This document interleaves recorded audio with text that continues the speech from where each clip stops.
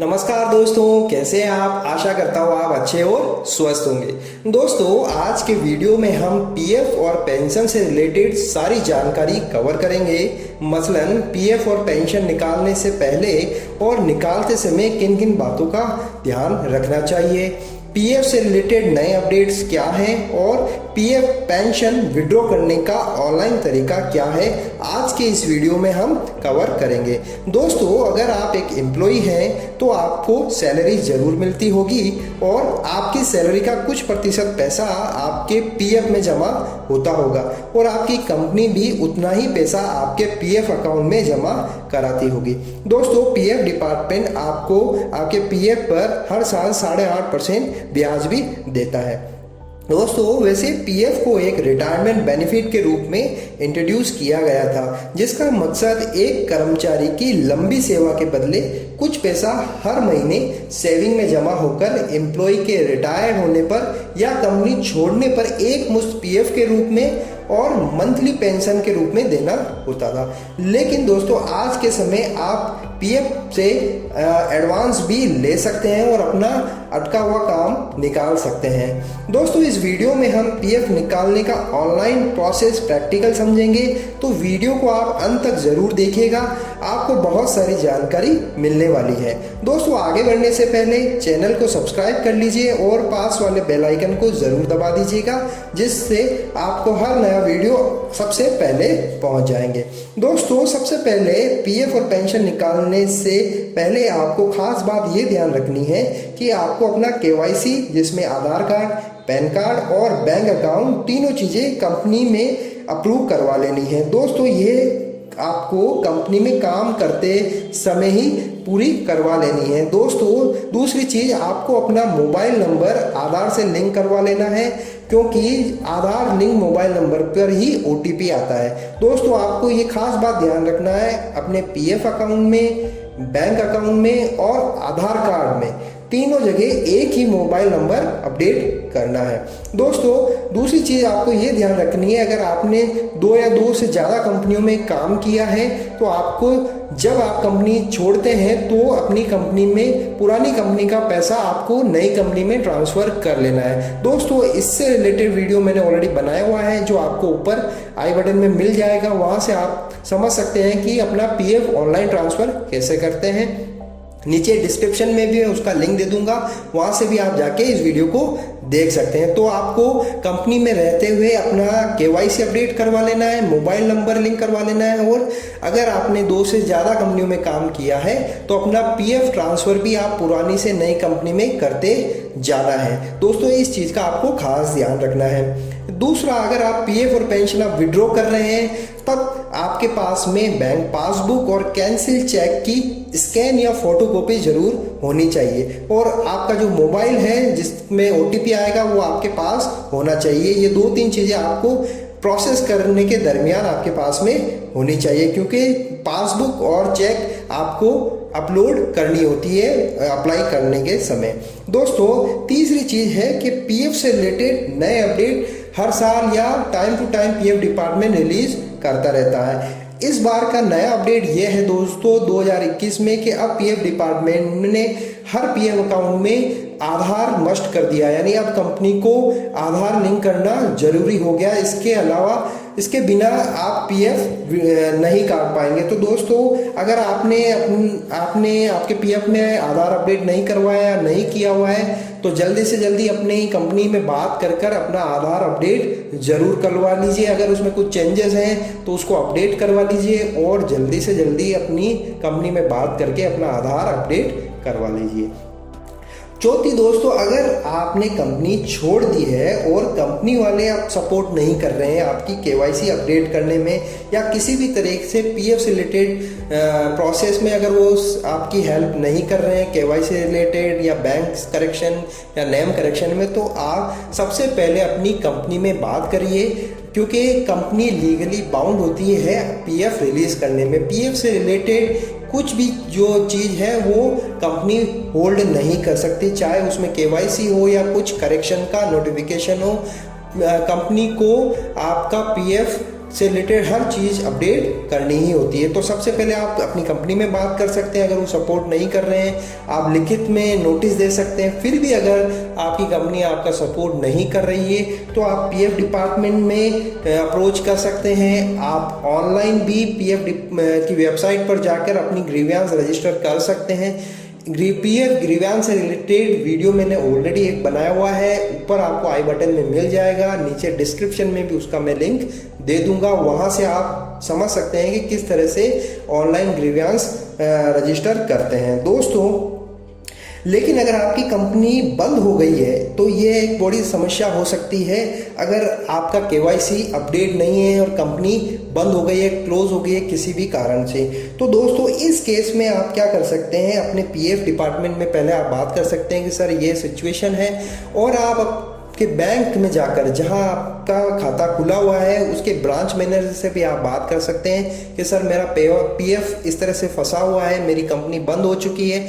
तो आपका जो ब्रांच मैनेजर है, बैंक ब्रांच मैनेजर है, वो आपकी केवाईसी सत्यापित कर देगा, अप्रूव कर देगा ऑन बिहाफ ऑफ कंपनी, क्योंकि आपकी कंपनी बंद हो चुकी है। लेकिन आपको बैंक ब्रांच मैनेजर को सारे डॉक्यूमेंट्स आपको बताने होंगे, कंपनी क्लोज हुई है उसका प्रूफ दिखाना होगा, तब वो आपका अपडेट कर देगा और वो सारे डॉक्यूमेंट्स लेके आप पीएफ डिपार्टमेंट में अप्रोच कर सकते हैं और वहाँ भी आपको ये सारी चीज़ें बतानी होगी। लेकिन दोस्तों इस प्रोसेस में आपको काफ़ी समस्या आ सकती है, इसलिए सबसे अच्छा और आसान तरीका तो यही है कि आप कंपनी रहते हुए ही अपनी केवाईसी अपडेट करवा लें। जो भी करेक्शन है वो आप कंपनी में काम करते समय ही करवा लें, ताकि आपको बाद में दिक्कत नहीं आए। अगर फिर भी आपकी कंपनी बंद हो चुकी है, नहीं हो पाया अभी तक ऐसा केस है, तो आप बैंक ब्रांच मैनेजर और पीएफ डिपार्टमेंट में संपर्क करके आपका पीएफ निकलवा सकते हैं। इसमें हो सकता है थोड़ा समय लेके, लेकिन आपका काम हो जाएगा दोस्तों। तो चलिए अब प्रैक्टिकल प्रोसेस को समझ लेते हैं कि पीएफ और पेंशन के लिए कैसे अप्लाई किया जाता है और इसका क्या प्रोसेस होता है। दोस्तों अभी हाल ही में मैंने अपने एक फ्रेंड का पीएफ विड्रॉल किया है और ऑनलाइन प्रोसेस फॉलो किया है, और विद इन 7 वर्किंग डेज में पीएफ का पूरा पैसा एम्प्लॉय शेयर, एम्प्लॉयर शेयर और पेंशन का अमाउंट बिना टीडीएस कटे बैंक अकाउंट में क्रेडिट हो गया। तो मैंने क्या प्रोसेस फॉलो किया वो आज मैं आपको इस वीडियो में बताने वाला हूँ। तो पीएफ विड्रॉल को लेकर आपके जितने भी क्वेश्चन हैं, जैसे आपको कैसे अप्लाई करना है, क्या पीएफ बैलेंस के साथ आपको पेंशन का बैलेंस भी मिलेगा या नहीं मिलेगा, कितने दिनों में आपको मिलेगा, और क्या इसमें कोई टीडीएस भी कटेगा या नहीं कटेगा, तो इस तरीके के आपके जितने भी क्वेश्चन हो सकते हैं वो सारे इस वीडियो में कवर होने वाले हैं। और सबसे खास बात, आपको मैं स्टेप बाय स्टेप सारा प्रोसेस बिल्कुल आसान तरीके से बताने वाला हूँ। वैसे पीएफ में टीडीएस क्यों और कितना कटता है, इसके लिए दोस्तों मैंने एक डिटेल में वीडियो बनाया है जो आपको ऊपर आई बटन में मिल जाएगा, उसे आप जरूर देख लें। तो दोस्तों मेरा नाम है मनोज शर्मा, आप देख रहे हैं शर्मा जी हेल्प, जहां आपको पीएफ, ईएसआई और लेबर लॉज फाइनेंस रिलेटेड जानकारी मिलती है।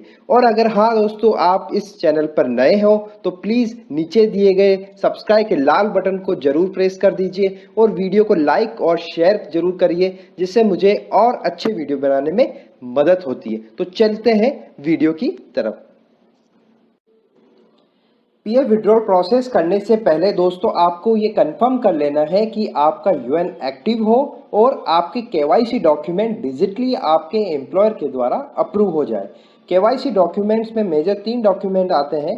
पहला है आधार कार्ड, दूसरा है बैंक डिटेल और तीसरा है पैन कार्ड। इसका डिटेल वीडियो मैंने डिस्क्रिप्शन में दे दिया है, वहां जाकर आप जरूर इसे देख लें कि अपने यूएन में केवाईसी कैसे अपडेट करें।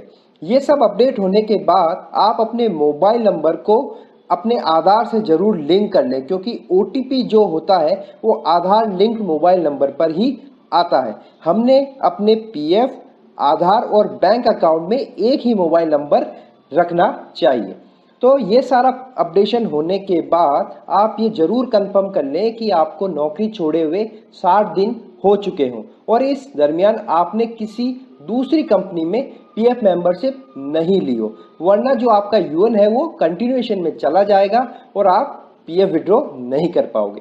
तो नौकरी छोड़ने के बाद आप अपनी कंपनी से एग्जिट डेट जरूर डलवा लें, वरना ये आप खुद भी एग्जिट डेट डाल सकते हैं। तो ये सब चेक कर लेने के बाद हम पीएफ विड्रॉ ऑनलाइन आसानी से कर सकते हैं। तो आइए प्रैक्टिकल इस प्रोसेस को हम देख लेते हैं।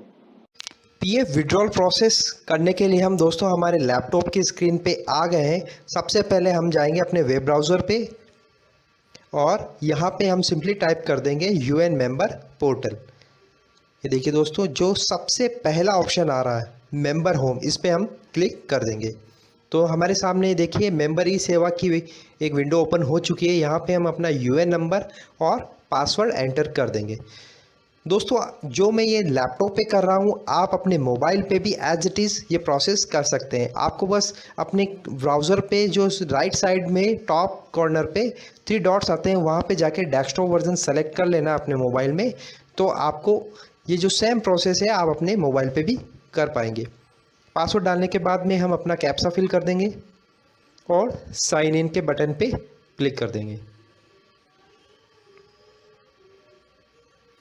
ये देखिए दोस्तों, हम अपने यूएन के अंदर एंटर हो चुके हैं। राइट साइड में हमारी डिटेल्स आ रही है और पीएफ विड्रॉल के लिए हमें जाना होगा ऑनलाइन सर्विसेज में।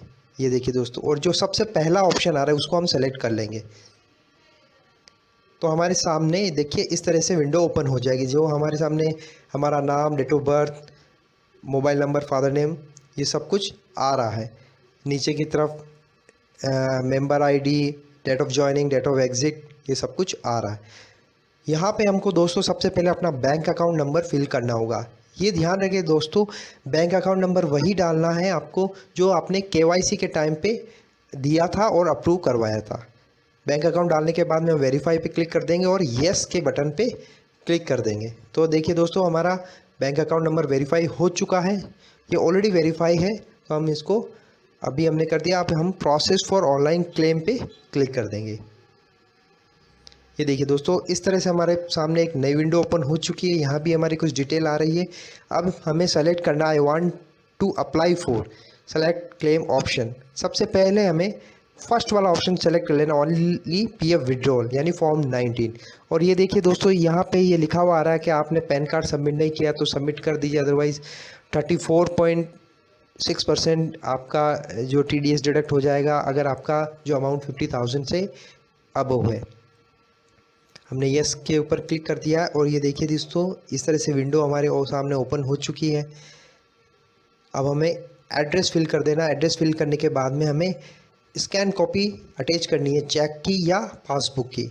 ये ध्यान रखिए दोस्तों, चेक बुक में आपका नाम जरूर मेंशन होना चाहिए। बहुत सी बार देखा गया चेक बुक में जो है नाम नहीं मेंशन होता है, तो आप वही चेक बुक अपलोड करिए जिसमें आपका नाम मेंशन हो।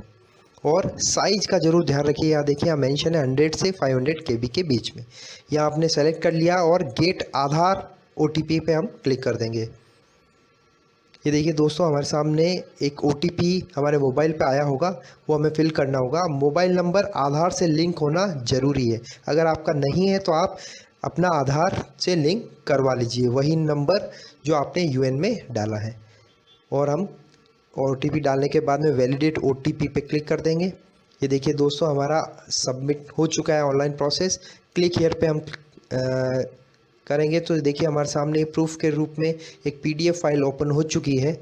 यहाँ से हम देख पाएंगे कि हमारा जो बैंक अकाउंट डिटेल क्या है, हमारी क्या डिटेल फिल हुई है। तो इट मीन्स ये है कि हमने ऑनलाइन प्रोसेस कर दिया है और हमारा जो क्लेम है वो सबमिट हो चुका है। अगर सब कुछ ठीक रहा तो दोस्तों विदिन 7 डेज़ हमारा जो क्लेम है वो हमारे अकाउंट में क्रेडिट हो जाएगा। तो इस तरह से दोस्तों हमने फॉर्म 19 सबमिट कर दिया है। अब हम फॉर्म 10C के लिए अप्लाई करेंगे। अगर आपकी PF मेंबर सर्विस 10 ईयर्स के बिलो है तो आप फॉर्म 10C भी फिल कर सकते हैं, पेंशन विड्रॉल। अगर 10 ईयर्स से ज़्यादा है तो आप ये नहीं कर पाएंगे, आपको पेंशन के लिए ही जाना पड़ेगा। यहाँ सेम प्रोसेस है, बैंक अकाउंट फिल कर दिया, वेरीफाई पे क्लिक कर दिया और येस के बटन पे भी क्लिक कर दिया। सेम प्रोसेस है दोस्तों, कुछ नया नहीं है। यहाँ पे same process for online claim पे क्लिक कर देंगे। ये वही विंडो ओपन होगी। इस बार हम सेलेक्ट करेंगे ये देखिए दोस्तों, ओनली पेंशन विड्रॉल यानी फॉर्म 10C। सेम प्रोसेस है। देखिए हमारे सामने वही विंडो ओपन हो चुकी है। हम अपना एड्रेस फिल कर देंगे और वही चेक बुक जो हमने फॉर्म 19 में लगाई थी यहाँ भी अटैच कर देंगे। ये ध्यान रखिएगा दोस्तों, आपकी जो चेक बुक या पासबुक लगा रहे हैं वो क्लियरली विजिबल हो, यानी आपका अकाउंट नंबर, IFSC कोड, आपका नाम बिल्कुल विजिबल होना चाहिए, अदरवाइज़ ये रिजेक्ट भी हो सकता है। बहुत से केसों में ऐसा हुआ है। वो सेम आधार पे हम OTP पे क्लिक कर देंगे। ये देखिए हमारे सामने OTP आ चुका है, वैलिडेट कर देंगे और प्रूफ के लिए क्लिक कर देंगे। ये देखिए दोस्तों, हमने फॉर्म 10 यानी पेंशन के लिए भी विड्रॉल प्रोसेस कर दिया है। हमारे सामने ये प्रूफ आ चुका है। तो दोस्तों देखिए, इस तरह से हमने अपना क्लेम प्रोसेस कर दिया है फॉर्म 19 और 10C। आई होप आपको ये क्लियर समझ में आ गया होगा किस तरह से हम ऑनलाइन अपना PF विड्रॉल कर सकते हैं। अगर फिर भी आपको कुछ डाउट हो तो आप कमेंट बॉक्स में मुझसे पूछ सकते हैं। कोई टेक्निकल एरर आ रहा तो मैं उसका इमीडिएटली रिप्लाई करूँगा। तो आई होप आपको वीडियो पसंद आएगा। तो जल्दी मिलते हैं दोस्तों। Thank you very much.